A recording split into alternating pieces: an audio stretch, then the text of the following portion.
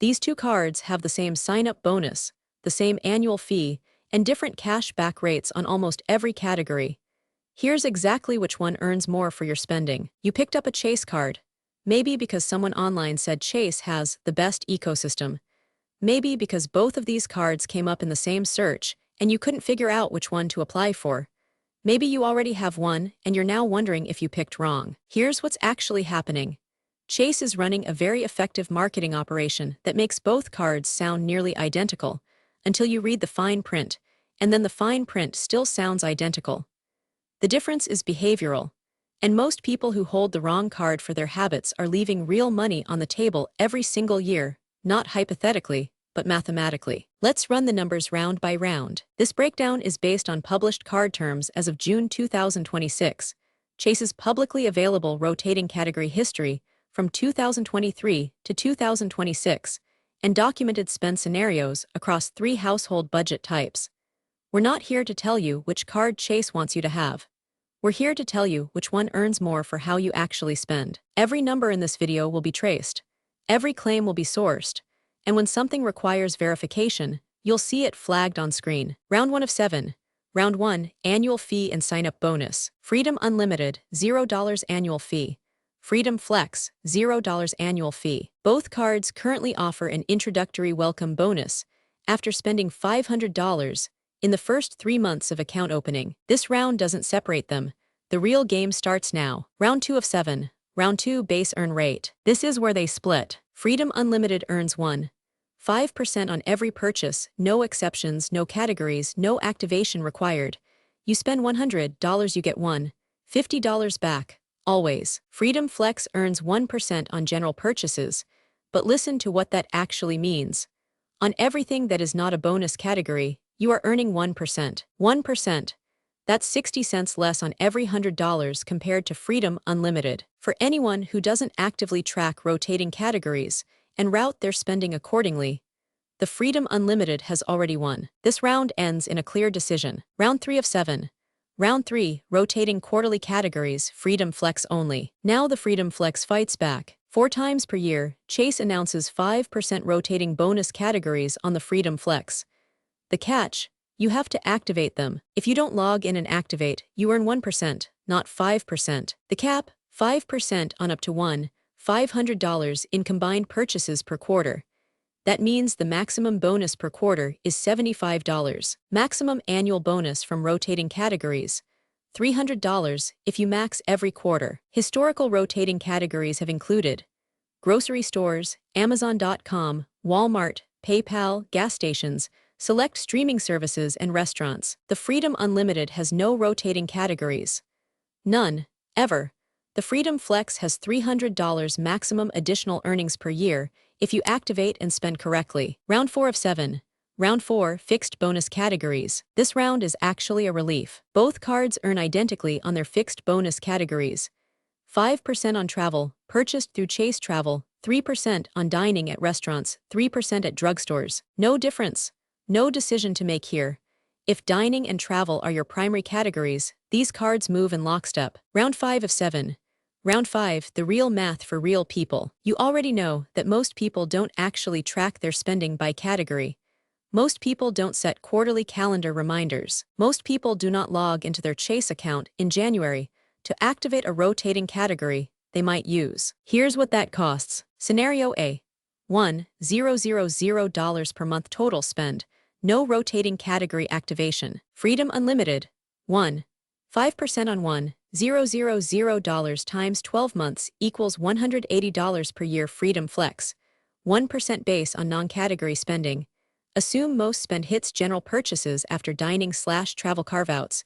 Equals approximately $120 per year. Freedom Unlimited wins by $60 per year in this scenario. That's $60 you leave on the table every year simply by holding the wrong card for your habits. Over 5 years, that's $300, which would cover your first 2 nights at a hotel you'd have loved to book with travel points. Before we get to scenario B, the one that actually changes the math, let me give you something. The Card Match Guide at cardsmadesimple.com/match has a 1-page decision framework that walks through exactly this kind of category analysis for your specific spend profile. You don't have to take notes in this video. The framework is there, it's free, and it covers 14 card comparisons including this one. Link is in the description. Scenario B. $1,000 per month total spend, quarterly activation, routing $500 into rotating categories every quarter. To max Freedom Flex rotating categories, you need $500 of eligible spend per quarter inside the rotating category.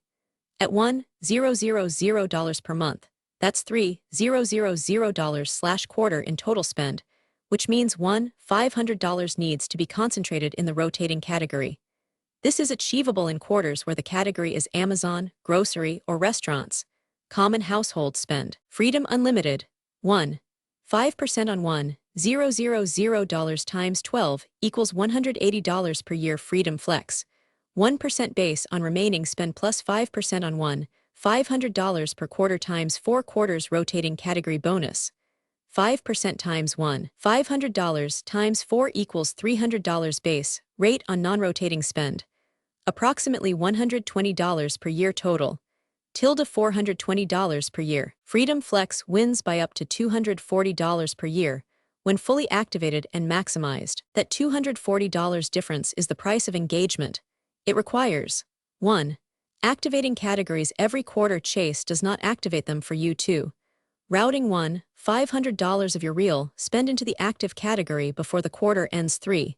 Knowing what the category is before you swipe. Most people will not do all three every quarter for years. That's not a judgment, it's math. The behavioral execution rate on rotating category optimization, based on community data across r/personal finance and r/credit cards, is consistently estimated below 40% of cardholders. Part 6 of 7. The behavioral question that decides everything. Here is the single question that determines which card earns more for you. Will you set a quarterly calendar reminder, log into Chase, activate the rotating category, and shift $500 of your spending into that category every 3 months for years? Be honest, not aspirationally honest, behavioral reality honest, because the card choice is actually a bet on your own habits.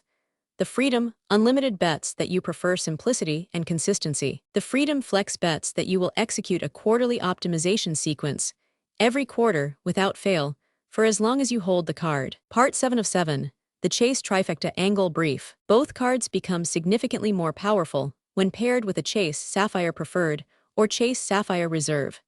Here's why this matters for this decision. When you hold a Chase Sapphire product, all Chase Ultimate Rewards points from your Freedom cards convert to transferable travel points at a value that typically exceeds simple cash back by 40 to 100%, depending on how you redeem. If you're building toward the Chase Trifecta, CFU, or CFF plus Sapphire plus Ink business card, the category optimization question gets more complex. Full breakdown on the Trifecta math is next in this series.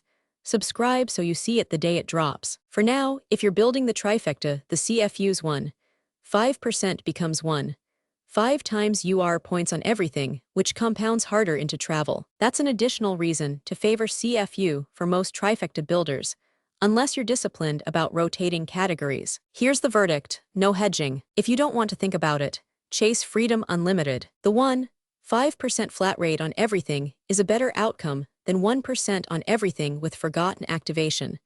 The Freedom Unlimited never punishes you for not paying attention to it. If you will literally set a quarterly calendar reminder, activate categories on time, and route $500 of spending into the rotating category every 3 months. Chase Freedom Flex. The math supports it, up to $240 per year more. But only if you execute. If you activate 2 quarters out of 4, the numbers flip back toward Freedom Unlimited. Who should apply for Freedom Unlimited? Households that want one card for everything non-travel. Anyone building a stack who wants automatic optimization without maintenance. Chase Trifecta builders who are pairing with a Sapphire product. Who should apply for Freedom Flex? Disciplined category optimizers who track their quarterly activation. Households where the rotating category reliably covers a major spend bucket. Grocery, Amazon, dining. Anyone who will actually use the $75/quarter maximum, not just the first quarter. The application links are in the description. Both are direct Chase links. Both are $0 annual fee cards. If the math works, there's no annual fee risk. That covers the head-to-head. But here's what we haven't answered. Whether adding a Sapphire card to either of these changes the math so dramatically that this whole decision becomes secondary. The Chase Trifecta, Freedom Unlimited or Flex, plus Sapphire Preferred or Reserve, plus an Ink Business card, is the most discussed card stack in r/credit cards for a reason. Episode 2 of the Card Breakdown series breaks down whether it actually makes sense for people who don't travel constantly. Subscribe now and you'll get that one the day it drops. And if this breakdown saved you from applying for the wrong card, the like button is right there. It takes 2 seconds, and it tells the algorithm someone found this useful. One more thing before you go. If you're still not sure which card fits your exact spend profile, the Card Match Guide at cardsmadesimple.com/match walks through 14 card comparisons in a single downloadable framework. It's free. It's designed for exactly this decision. Links in the description. Episode 2 of the Card Breakdown series drops. See you there. This content is for informational purposes only and is not financial advice. Credit card terms, rates, and offers change frequently.